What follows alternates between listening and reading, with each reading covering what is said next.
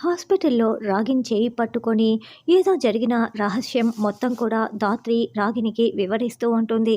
ఇన్ని రోజులు అంటే పిన్ని కోమాలో ఉన్నారు కాబట్టి ఆ మీనన్ కంట పడకుండా చూసుకోగలిగాము కదా ధాత్రి. ఇప్పటి నుంచి ఎలా అని కేదార్ టెన్షన్ పడుతూ ఉంటే, అవును కదమ్మా జగదాత్రి, ఇప్పుడు ఎలా అని రాగిని అంటుంది.